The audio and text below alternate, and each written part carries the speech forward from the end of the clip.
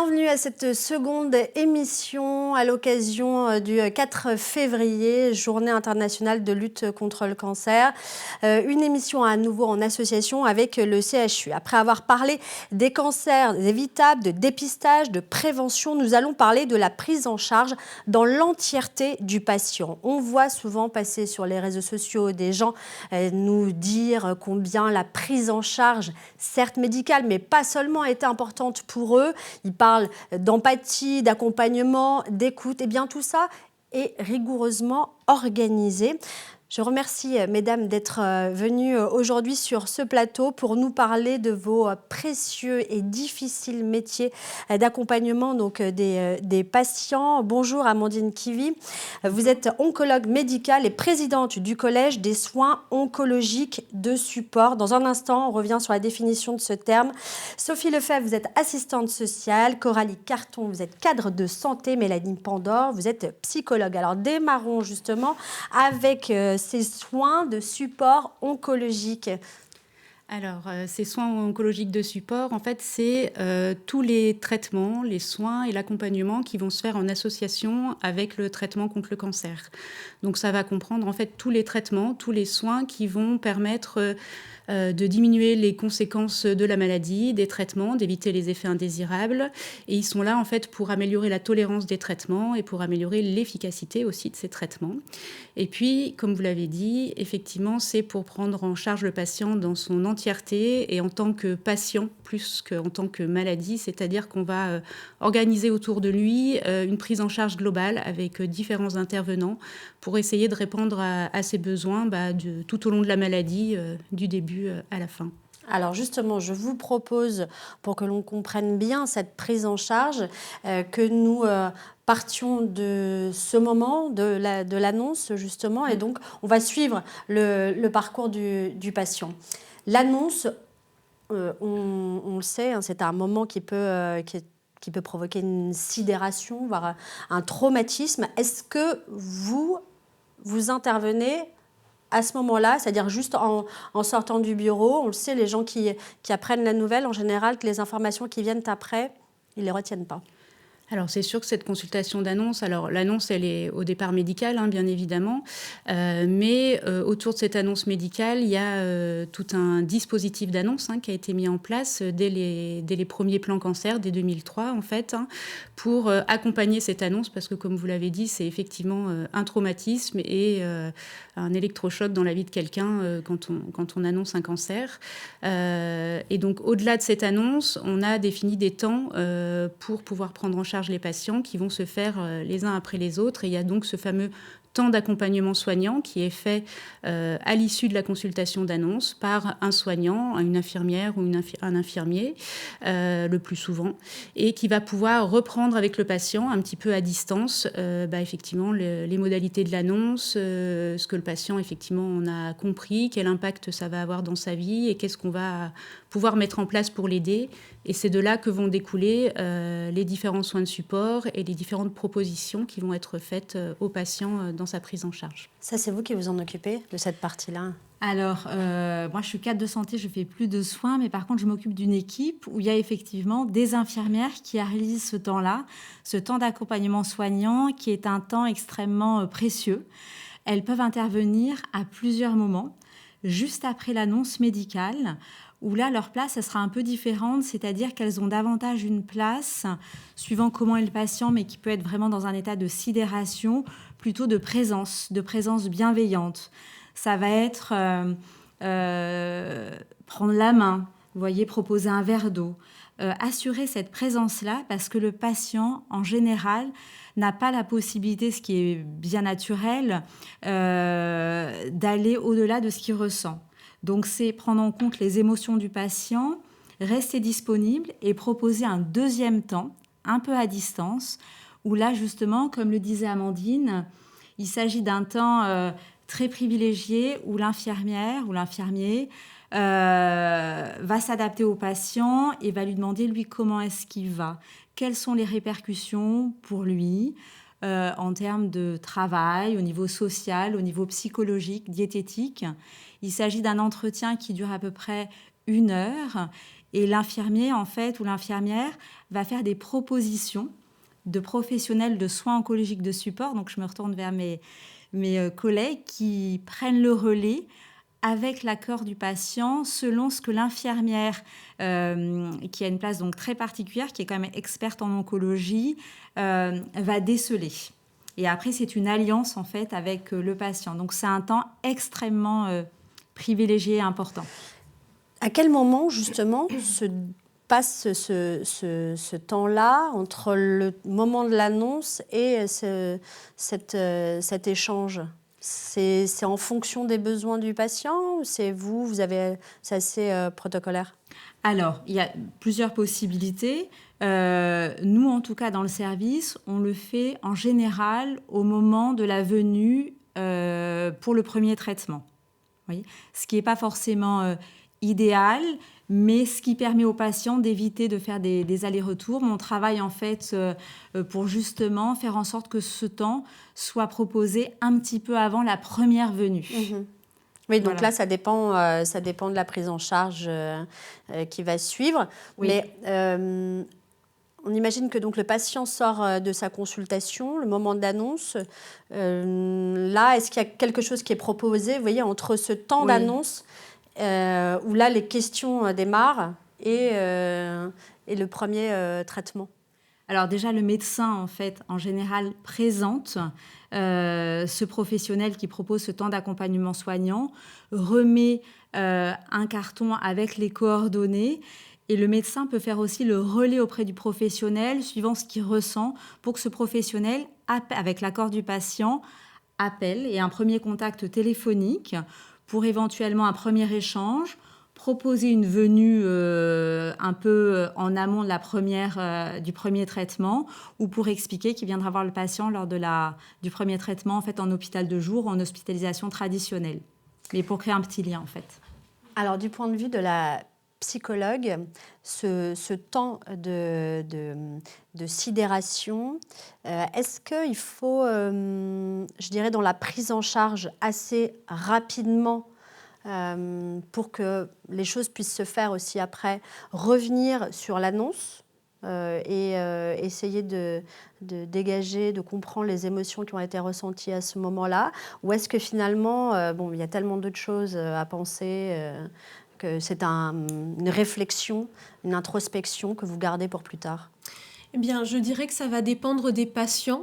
Il y a certains patients qui, effectivement, vont rester dans cet état de sidération avec cette impression vraiment que l'annonce de la pathologie fait rupture dans la vie psychique et puis dans la vie en général et qui vont être en difficulté pour dépasser ce moment-là. Qui vont rester avec beaucoup d'angoisse, de peur, peur de souffrir, peur de mourir aussi, puisque c'est souvent ça que rapportent les patients.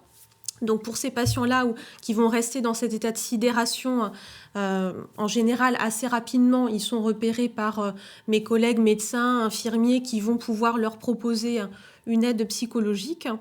Mais il y a aussi d'autres patients qui vont assez rapidement retrouver un équilibre, pouvoir mobiliser leurs ressources pour dépasser ce premier état de sidération et se mettre, je dirais, rapidement dans ces étapes de prise en charge qui vont être rassurantes aussi et qui n'auront pas forcément besoin là, de revenir sur cette annonce, par exemple. Donc il n'y a pas tellement de règles, ça va dépendre du patient, c'est lui un peu qui nous guide sur où il en est et comment nous on peut l'accompagner en fonction. Sophie Lefebvre, vous, assistante sociale, comment est-ce que vous avez déjà votre place là au tout début quand le patient arrive? Alors à la suite de l'entretien de l'infirmière, temps d'accompagnement soignant et même parfois à la demande du médecin à la suite de la consultation d'annonce, on rencontre le patient parce qu'il y a déjà une première chose, surtout pour des patients qui ont moins de 60 ans, il y a la question du travail. Donc ils sont très inquiets de qu'est-ce qui va se passer avec mon travail, qu'est-ce que je vais gagner, enfin voilà. Donc ça c'est une des raisons.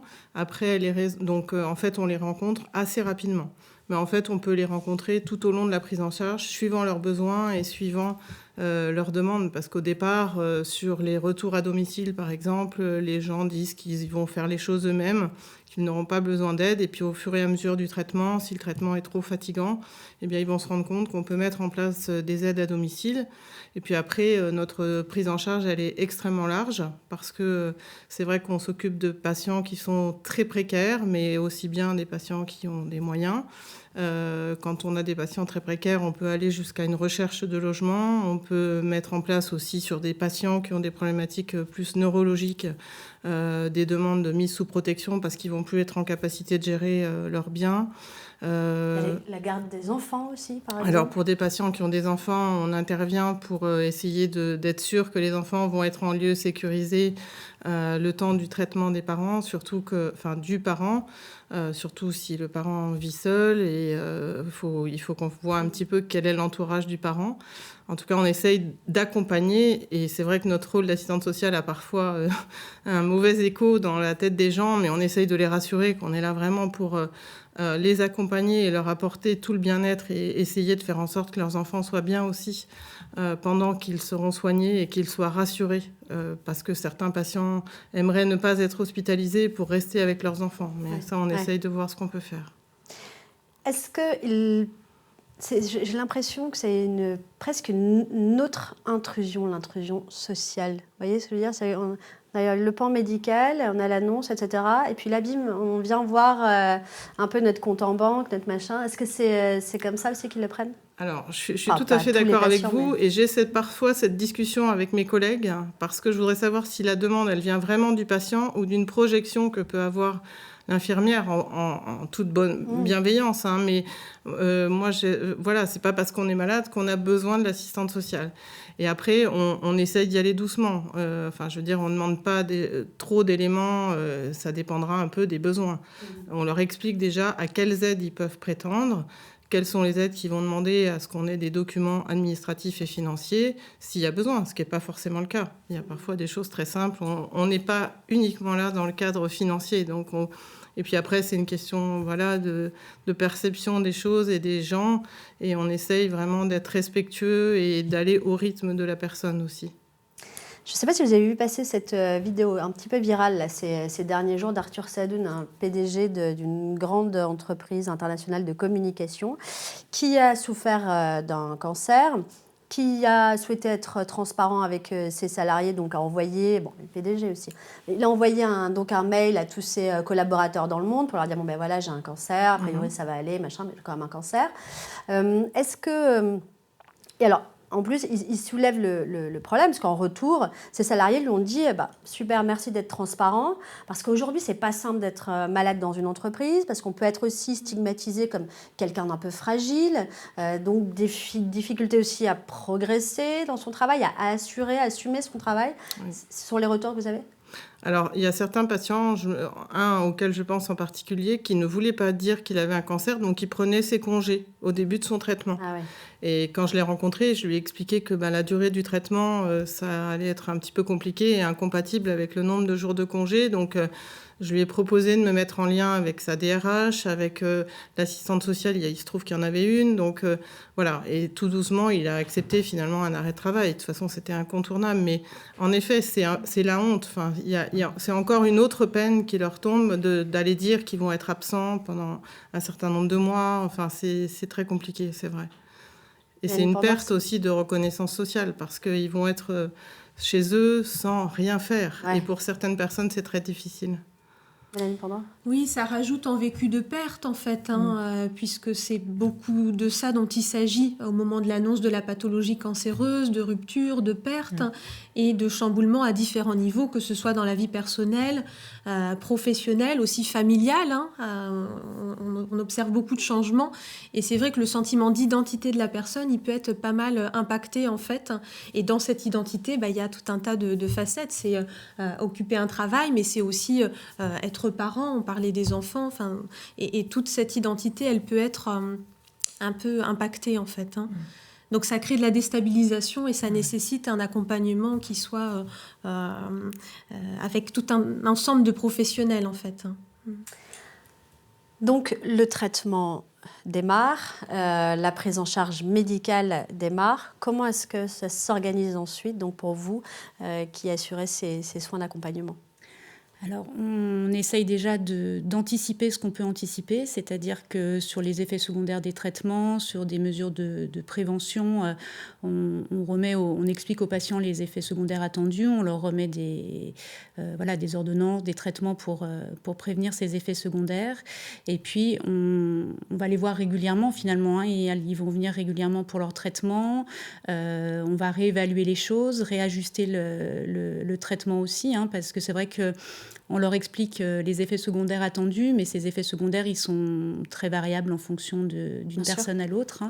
Donc, ce qui est important, c'est en tout cas de pouvoir être à l'écoute, pouvoir voir comment ça se passe pour eux, quel a été l'impact, quels ont été les effets qui sont présentés, et de pouvoir réajuster s'il y a besoin dans l'accompagnement, dans les traitements mis en place et dans le traitement médical aussi. Le but, c'est que le traitement soit fait de manière optimale. Donc, le but, c'est qu'on essaye de ne pas arrêter le traitement, de ne pas diminuer la dose. Donc, on va essayer de tout optimiser. Parce qu'il y a quand même ce danger-là qui est toujours un peu présent. Finalement, si on prend pas bien en charge les effets secondaires ou si on n'accompagne pas bien les gens, finalement, le risque, c'est qu'on ne puisse pas faire le traitement médical effectivement de manière optimale. Et donc, c'est en ça aussi que ces soins de support ont un rôle fondamental. Et donc, le rôle, c'est d'être là en soutien pour que le traitement médical soit fait au mieux, qu'on ne soit pas obligé de baisser la dose, d'arrêter le traitement et de perdre en efficacité, évidemment. Comment ça se passe avec les infirmières ? Donc à ce moment-là, le traitement démarre, potentiellement les premiers effets. Donc comment est-ce que vous, ensuite, vous les prenez en charge ? Vous nous disiez tout à l'heure, vous nous parliez de ce premier échange qui dure environ 1 heure, lors duquel vous renvoyez vers d'autres professionnels si vous arrivez à identifier les besoins déjà. Comment est-ce que vous travaillez à ce moment-là ? Alors, l'idée, c'est vraiment de créer une alliance en fait avec le patient et créer de la confiance parce qu'on sait que ça va avoir un impact durant tout le traitement. C'est aussi de respecter ce rythme du patient, d'informer sur les effets secondaires, sachant qu'en général, les patients sont assez bien informés, mais ne pas non plus être trop inquiétants. Parce que comme le disait Amandine, chaque patient réagit différemment et heureusement. Donc, on a un peu une idée de la cartographie. Donc, c'est être vigilant dans le discours, mais très prudent quand même. C'est-à-dire que excusez-moi, pardon, je vous en prie. C'est que tout ce que vous allez dire à ce moment-là, tout est déjà réfléchi. C'est pas, je le dis pas dans le mauvais sens du terme. C'est-à-dire, vous n'êtes pas évidemment pas dans une démarche de manipulation, mais en tout cas dans une démarche d'accompagnement. Et donc, ça semble très rigoureux. Alors oui, c'est très... en fait, il n'y a pas d'improvisation. C'est pour ça que ce sont des infirmières ultra formées, expertes, qui avant tout donc, vont s'adapter au patient, à ce qui est possible aussi, je me retourne vers Mélanie, à ce qui est possible pour lui un petit peu d'entendre, ce dont il a besoin, en fait, ce dont il peut se saisir. Et donc c'est une information vraiment fine, vous voyez, et être en capacité, en fonction de ce que le patient aura besoin, de passer le relais et éventuellement de revenir vers le médecin. On parle souvent, vous savez, de phytothérapie ou autre. L'infirmière peut être amenée, suivant ce qu'elle ressent, de revenir vers le médecin pour qu'il apporte des précisions auprès du patient. Et c'est pour ça que cette confiance, elle est très importante, parce que, alors, c'est peut-être de moins en moins, mais ça reste récent que le patient ose parler de ces thérapeutiques complémentaires, ouais. Et ce qui est très important. On va s'arrêter quand même un moment là-dessus parce que, évidemment, il faut en parler. Donc, oui. Voilà. Tout ça est encadré et surveillé. Il ne se passe pas n'importe quoi au CHU. Vous proposez des accompagnements avec des thérapies quand même nouvelles, oui. Douces. C'est ça, médecine douce ? Non. Oui, alors moi j'aime pas bien le terme de médecine douce parce que j'ai l'impression que ça reste de la médecine. Et puis surtout que le reste de la médecine n'est pas douce et je pense que c'est pas trop le cas. Mais le terme, on parle de pratique, de thérapie complémentaire en fait, et je pense que le terme important c'est le terme de complémentarité. On voit bien qu'aujourd'hui c'est un besoin qu'ont les patients de se tourner aussi vers ces pratiques qui viennent vraiment compléter la la médecine conventionnelle qui les a peut-être mises un peu de côté, parce que finalement, ces thérapies complémentaires, elles sont vraiment tournées vers le patient plus que vers la maladie. Et je crois que c'est ça que vont chercher les patients dans ces pratiques-là. Alors, dites-nous déjà, et finalement, de quoi s'agit-il ? Alors, il s'agit, ça va être l'acupuncture, ça va être effectivement la phytothérapie, la méditation, le yoga, l'hypnose, l'art-thérapie, la socio-esthétique en fait partie aussi. Enfin, voilà, il y a beaucoup de choses. Socio-esthétique, rappelez-nous ce que c'est. Socio-esthétique, c'est prendre en charge l'impact que les traitements ont sur le corps et l'image à soi. Voilà, donc ça va être la prise en charge, par exemple, de la perte des cheveux, des modifications corporelles, donc une aide, un accompagnement à maintenir une image de soi qui soit adaptée, et dans des conseils de maquillage, des conseils de soins au corps, voilà, c'est tout ça. Okay. Donc ça, c'est vraiment des approches très importantes, hein, l'image à soi quand on est malade et qu'on a un cancer, avec des traitements qui vont modifier cette image, c'est très important de l'accompagner. On fait une petite pause quand même là-dessus, justement, l'importance, l'image à soi. Qu'est-ce que vous en dites ? Oui, ce que j'en dis, c'est qu'effectivement, on sait que la maladie en elle-même et les traitements aussi parfois peuvent entraîner des atteintes corporelles. Alors, il y a des fois des signes très visibles de la maladie. On parlait de la perte de cheveux, mais parfois ça va être une fatigue en général qui fait que le corps peut être vécu comme fragilisé, comme faible. Parfois, ce que rapportent beaucoup les patients, c'est l'impression d'être dans un corps étranger ou d'être étranger à son propre corps. Il peut y avoir vraiment de ça dans le vécu des patients. Et donc, c'est vrai que souvent, les approches complémentaires peuvent répondre à ces atteintes corporelles et à ce besoin de venir réinvestir un corps qui ne soit pas seulement un corps synonyme de maladie ou un corps douloureux ou fatigué, mais un corps dans lequel on puisse se sentir suffisamment bien, où on puisse retrouver des sensations plus agréables. Corps plus apaisé. Un corps plus apaisé. Donc, revenons sur ces différentes thérapies complémentaires. Donc, le but déjà, c'est d'effectivement ouvrir le dialogue avec les patients là-dessus, parce que, comme disait Coralie, les patients osent plus parler, et tant mieux. Et on les invite à nous parler de ça, ce qu'ils ne font pas facilement, parce qu'ils pensent qu'on va rapidement les juger ou rapidement leur dire qu'ils ne peuvent pas. Donc déjà, on les invite à nous en parler, en leur disant qu'il y a plein de choses qui sont tout à fait possibles, mais qu'il faut qu'on puisse échanger dessus, parce que ces pratiques, certaines sont encadrées correctement, d'autres non. Et on sait aussi que le cancer, les gens qui viennent d'être diagnostiqués d'un cancer ont une part de vulnérabilité, et qu'il y a malheureusement des gens malhonnêtes qui vont pouvoir s'en saisir, et qu'il faut aussi mettre en garde les patients contre ça. Ça ne doit pas être simple. C'est toujours difficile de lutter contre des croyances. Donc, voilà, effectivement. Et puis, il y a ce qui est de l'ordre de la croyance et ce qui est l'ordre de, finalement, des thérapies qui vont véritablement améliorer la qualité de vie et le bien-être des patients, hein, parce que ces thérapies, elles ont un vrai bien fondé, hein, finalement. Hein. On en a plein, la méditation, l'hypnose, qui montrent que sur l'amélioration de la qualité de vie, l'amélioration de l'anxiété, de la dépression, qui ont des preuves fondées là-dessus. Donc, c'est vrai que... Le sommeil, voilà, tout à fait. Donc, il faut effectivement ouvrir le dialogue, mais ce qui, des fois, nous met aussi un peu en difficulté, nous, parce qu'il faut après pouvoir conseiller, orienter. Alors, il faut savoir que c'est un vrai domaine de compétences au sein des soins de support, hein, au sein de l'AFSOS, qui est l'Association française des soins oncologiques de support. Il y a un groupe de travail qui est là, sur ces thérapies complémentaires, pour pouvoir essayer d'encadrer ça au mieux. Éviter toutes les dérives, c'est bien évidemment ce qu'on cherche. Donc, après, dans ce qu'on dit aux patients, c'est surtout de dialoguer à la fois avec nous et à la fois avec ce praticien. Et si on peut, nous aussi, dialoguer avec ce praticien. Ouais. Ça doit pas toujours être simple, parce qu'en effet, il faut déjà que le patient, s'il sent de la réticence chez vous, va se dire c'est pas grave, je vais faire ça de mon côté.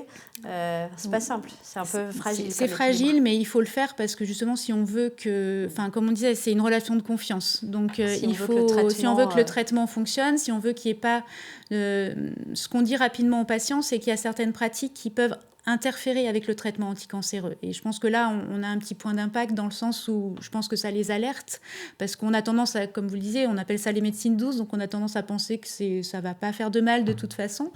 Mais il peut y avoir, notamment en termes de phytothérapie, il peut y avoir des véritables interactions avec les médicaments anticancéreux. Donc voilà, on leur explique qu'il y a des choses possibles, qu'il y a des choses qui ne sont pas possibles, qu'il y a des choses où on ne sait pas, et effectivement, quand on ne sait pas, oui, on a plutôt un principe de précaution qui est de ne pas faire, mais pour tout ce qui est plutôt thérapie corporelle, là-dessus, si on est avec des praticiens qui sont des praticiens sérieux, et l'autre chose sur laquelle on fait attention, c'est que ces praticiens ne les éloignent pas du traitement conventionnel. Ça, c'est vraiment l'essentiel, c'est-à-dire que le discours de ces praticiens soit aussi un discours de complémentarité et pas un discours qui les éloigne du traitement conventionnel, parce que c'est là qu'il y a dérive en fait. Voilà. Comment ça se passe à vous dans votre bureau avec ces patients qui donc démarrent des traitements avec parfois des séquelles difficiles? Comment est-ce que vous les accompagnez tout au fur et à mesure de ce parcours? Alors, d'abord, je les vois plutôt dans leur lit, en fait. Enfin, ils sont plutôt dans leur chambre quand je les rencontre, ce qui est important aussi parce que c'est un autre cadre qu'un bureau. Et donc, ça veut dire que dans leur chambre, on peut repérer aussi des signes qui peuvent aussi nous donner des indications. Quelqu'un qui va avoir des livres, par exemple, d'art, ou qui vont avoir des livres religieux. Ce qui veut dire qu'on peut aussi orienter. Parce que l'art thérapeute, on a la chance d'en avoir une dans le service, donc elle peut venir voir les patients, et c'est aussi sur notre demande. On travaille tous ensemble en pluridisciplinarité, donc c'est vraiment ça qui est riche aussi. Quand on parle des transmissions, là, on est en plein dedans, quoi. C'est-à-dire c'est assez complet, finalement, comme encadrement. Tout à fait. Et surtout, on s'appelle entre nous pour dire, écoute, ce patient ou cette patiente serait certainement intéressé par ce que tu peux lui proposer. Ça, c'est une chose. Et puis après, moi, on rencontre aussi beaucoup les familles, parce que c'est vrai que le patient, parfois, soit est fatigué, soit il y a des pertes de mémoire. Donc, on travaille beaucoup avec toute la famille. S'il y en a une, parfois les patients sont très isolés, donc là on se débrouille comme on peut, on travaille avec les partenaires extérieurs, mais en tout cas on travaille pas seulement avec le patient, on travaille aussi avec la famille, et je pense que même au niveau médical il y a aussi ce volet-là, parce que les gens ils font partie d'une famille, qui que ce soit fait partie d'une famille, même si parfois le patient est très isolé. Et puis ce que je voulais dire, c'est qu'on a des collègues aussi qui sont très très aidantes dans la prise en charge. C'est des infirmières de coordination, mais ça, peut-être que Coralie en parlera. Mais en tout cas, c'est vraiment des personnes qui sont très précieuses, parce qu'elles peuvent nous interpeller en disant écoute, là j'ai eu un appel de tel patient, ça va plus du tout à domicile, il faut que tu trouves une maison de repos, il faut qu'il passe un mois en maison de convalescence le temps de son traitement, parce que ça fait aussi partie du travail qu'on doit faire. Et en tout cas, c'est... Alors ces patients qui ont besoin d'aide aussi, vous parliez tout à l'heure d'aide à domicile. On le sait, on en parle beaucoup depuis le confinement. Oui. C'est difficile de trouver des aides à domicile aujourd'hui. C'est un métier qui recrute. Absolument. Alors ça, c'est effectivement la difficulté. Il y a dans les grandes villes, on arrive encore à trouver. Après, tout dépend du temps, du nombre d'heures dont nécessite le patient. Mais c'est vrai que dans certaines zones très isolées, c'est compliqué. Moi, ça m'est arrivé de passer 15 appels téléphoniques auprès d'associations qui étaient censées intervenir sur ce secteur-là, et de ne pas pouvoir trouver 2 heures d'aide ménagère par semaine. Voilà. Donc, on fait avec ce qu'on a. Alors après, parfois, s'il y a vraiment besoin d'une aide importante à domicile, à défaut, on envoie la personne, on lui propose d'aller dans un service de convalescence. Qu'on dit nécessaire, mais en tout cas on essaye de trouver une solution pour que ce soit le mieux pour la personne, parce qu'il y a des gens qui ont peur d'être isolés et d'autres qui veulent absolument retourner chez eux parce que c'est leur lieu de vie, c'est là où ils se sentent bien. Donc il faut aussi arriver à jauger, et parfois c'est compliqué parce que médicalement il y a quand même des risques, mais on sent que le patient il a besoin d'être chez lui. Donc tout ça, alors c'est toute la collaboration qu'on peut mettre... Oui, c'est ça. J'imagine que la plupart des patients préfèrent être chez eux. Ça dépend. Pas C'est forcément. vraiment variable. C'est très variable. c'est pas Tout une dépend de généralité. leur entourage. Oui, forcément. Voilà, il y a quand même... Tout dépend si c'est pénible à la maison. Bon. Oui, puis l'environnement hospitalier peut quand même donner un cadre qui va être vécu comme très sécurisant, où le patient est entouré, il y a un ensemble de professionnels disponibles. Donc, il y a certains patients qui trouvent de bons bénéfices à être hospitalisés. Les infirmières de coordination, donc c'est sentinelles presque, ces personnes qui veillent régulièrement aux patients, savoir comment se déroule leur parcours. Parlez-nous de ces infirmières. C'est aussi un secteur qui recrute, non ? Effectivement, alors c'est des infirmières au Canada, on les appelle les infirmières pivots. Eux, ils ont compris depuis bien longtemps l'importance de ces infirmières-là. Effectivement, on a la chance d'en avoir 2 dans l'unité qui a un rôle, en fait, elles interagissent à la fois dans le service et surtout, elles sont en lien très privilégié avec l'extérieur de l'hôpital, ce qu'on appelle la ville, en fait, c'est-à-dire le médecin traitant, l'infirmière libérale, des structures annexes comme les maisons de repos ou autres. Alors, elles accompagnent les patients de manière très fine, en fait. Et elles sont des liens privilégiés avec tous les soins oncologiques de support. Elles en font partie, mais elles ont cette particularité de faire le lien avec tout le monde, en fait. C'est-à-dire que, est-ce que le patient peut aussi les appeler quand il est en dehors de l'hôpital ? Oui, d'accord. Tout à fait. Et il y a des par l'intermédiaire de tablettes ou autres, il y a possibilité de les contacter directement, en fait. Et elles ont des liens aussi directs avec la ville. Oui. Elles ont vraiment un lien extrêmement privilégié. Et pour certaines typologies en fait, de patients, en fait, c'est extrêmement précieux, particulièrement les patients isolés. Alors, elles interviennent souvent ce qu'on appelle dans les prises en charge complexes, en fait, où on décèle des signes de fragilité sociale ou avec une maladie très particulière. Là, elles interviennent quasiment dès le début, dès l'entrée en maladie. Elles sont déclenchées en général par l'oncologue, en fait. Ok. 2 infirmières, ça semble pas énorme. Elles ont beaucoup de travail. Elles sont très occupées. Oui. Voilà, elles sont très occupées. Oui. Passons à cet après-cancer, une fois qu'on est guéri. Justement, est-ce que ces infirmières, alors comment ça s'organise ? Est-ce que ces infirmières gardent, j'imagine que c'est encore important, de garder le lien avec les patients. Vas-y. Allez-y. Oui, cette période d'après-cancer, elle est très particulière et finalement, on se tourne vers elle depuis pas si longtemps que ça pour s'en préoccuper un peu. C'est vrai qu'on pourrait penser que ça y est, le patient, on lui annonce qu'il est en rémission, c'est fini, retour à la vie normale, voilà, mais c'est pas si simple que ça. Et il y a vraiment un intérêt à continuer cet accompagnement dans cette période-là. Mélanie pourra peut-être en parler, mais c'est vrai que souvent, les patients peuvent avoir un peu un contre-coup à ce moment-là, parce que tant qu'ils sont dans le traitement, il y a un rythme, il y a des rendez-vous réguliers, il y a l'hôpital qui est là, omniprésent. Ouais, et là, ils se retrouvent chez eux.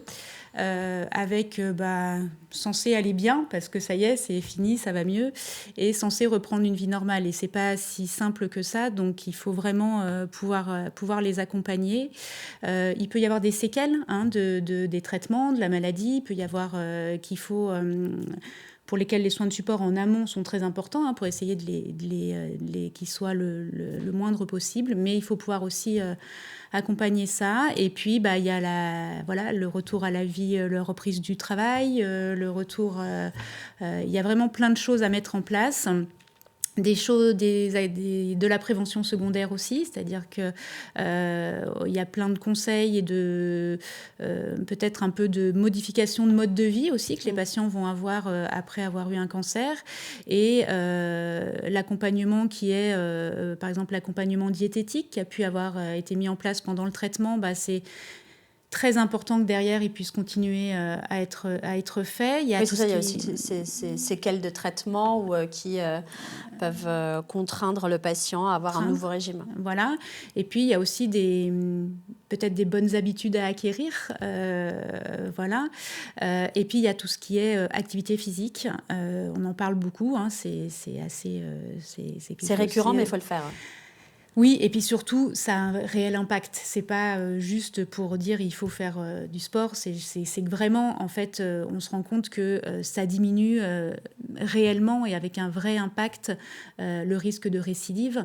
Alors, pendant le traitement, ça diminue les effets secondaires. Donc ça, c'est quand même extrêmement important. Hein. On sait que dans les conseils qu'on donne au diagnostic aussi et tout au long de la maladie, la prise en charge nutritionnelle et la prise en charge en activité physique adaptée sont essentiel, ça diminue extrêmement les effets secondaires et ça améliore la survie des patients. Et après, pareil, c'est-à-dire que ça va diminuer le risque de récidive de la maladie. Donc là, sur l'activité physique, vous avez aussi des propositions là-dessus de professionnels. Oui, alors on a peu, voire pas de professionnels sur le CHU.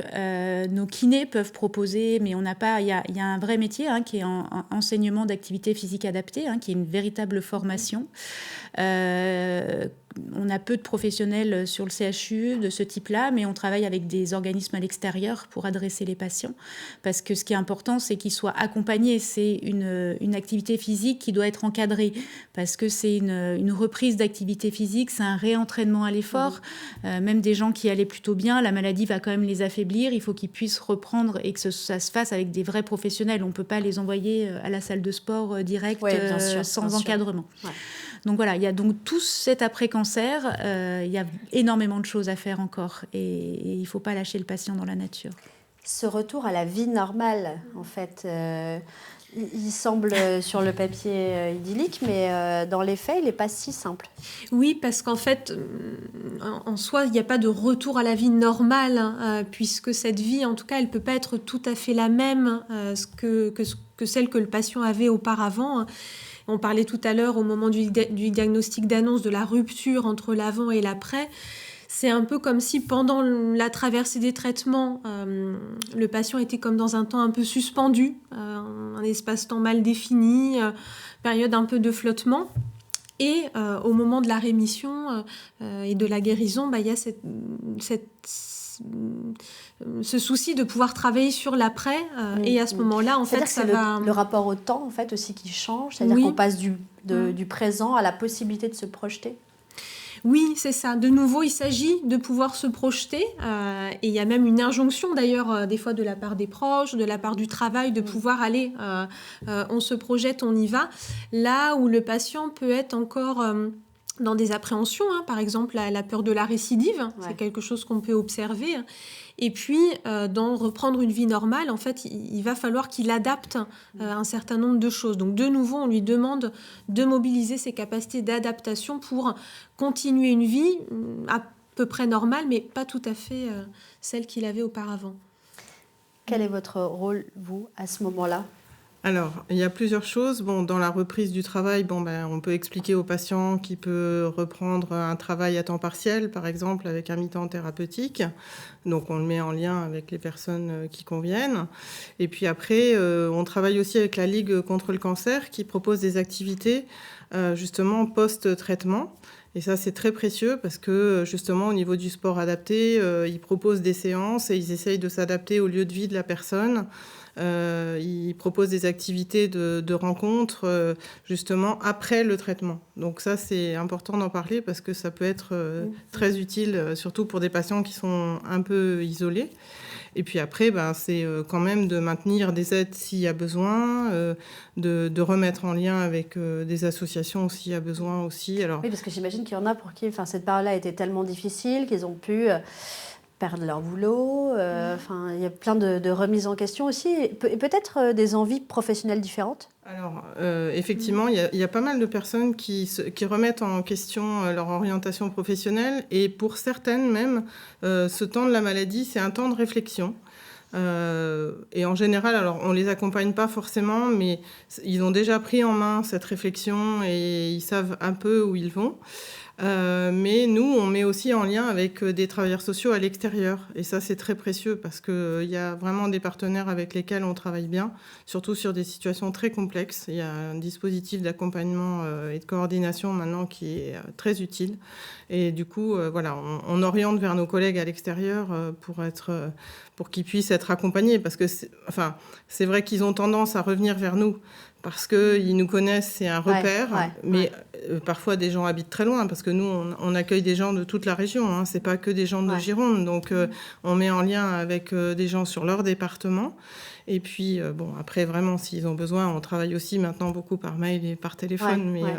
Voilà. Vous sentez les unes et les autres les attachements, en fait, avec ces patients qui se créent, les repères que vous êtes? Oui, je pense qu'on le ressent et que c'est aussi ce qui nous anime, c'est que ces liens, cette relation, cette confiance qu'on arrive à établir malgré la difficulté de cette maladie, la dureté que tout ça engendre finalement au diagnostic. On se rend compte qu'il y a effectivement cette brutalité un peu initiale, mais qu'au fur et à mesure, toute l'équipe et tous les intervenants vont créer autour du patient un vrai soutien et c'est vrai que les patients, je pense, le ressentent et se sentent soutenus. Enfin, j'ai un exemple très récent d'un patient qui est décédé il n'y a pas longtemps et sa femme m'a dit on va plus vous voir et j'ai trouvé ça extrêmement mignon parce que en même temps, c'est plutôt bien de ne pas me voir, mais voilà. Et c'est pour ça aussi qu'il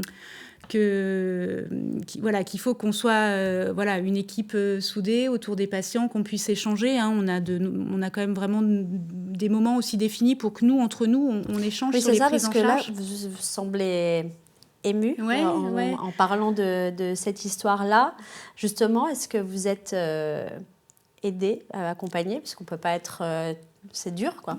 Oui, alors déjà, je pense que la première aide, c'est de pouvoir échanger entre nous, de pouvoir... je pense qu'on a une grande facilité à discuter des prises en charge, à aussi pouvoir, en se connaissant bien, dire quand ça ne va pas. Et quand, donc ça, je pense que c'est une force et que, en général, en cancérologie, les équipes sont des équipes assez soudées. Et après, on a effectivement des soutiens qui peuvent nous être proposés par les services de médecine du travail. Au CHU, il y a aussi, on parlait tout à l'heure de pratiques complémentaires, il y a aussi de la proposition de méditation et d'hypnose pour le soutien aux soignants et pour la qualité de vie au travail. Donc, il y a des choses de mise en place et c'est vrai que c'est extrêmement important parce que, comme on le dit, pour bien soigner, il faut être bien soi-même et il faut qu'on puisse être bien. Vous parliez à l'instant des aidants. C'est important, notamment évidemment aux soins palliatifs, d'être là pour ceux qui sont à côté et qui vont peut-être demain avoir besoin d'aide. Oui, vous parlez des familles, des aidants familiaux. Des familles, des proches. Effectivement, la maladie, c'est une épreuve pour le patient, mais aussi pour sa famille. Et c'est vrai que les familles, on peut les rencontrer dès le début, dès la consultation d'annonce, mais aussi beaucoup dans les situations palliatives et dans les situations de fin de vie. Et là, on voit combien dans l'après-coup, les familles rapportent comment elles ont été sensibles par l'accompagnement qu'elles ont pu bénéficier, que ce soit de la part du médecin, du soignant, de l'infirmière, ou des paramédicaux, du psychologue, combien ça compte. Et là, je crois que les équipes sont assez convoquées à pouvoir être disponibles pour les familles dans ces moments-là. Il y a vraiment un besoin. Merci beaucoup, mesdames. Merci pour tout ce que vous faites. Merci d'être venus. Merci à tous de nous avoir suivis. Je vous rappelle que vous pouvez également regarder sur les sites et réseaux de Sud-Ouest et TV7 l'autre passionnant programme réalisé avec le CHU sur les cancers évitables. 41% d'entre eux sont évitables. Donc, je vous invite à regarder cette autre émission.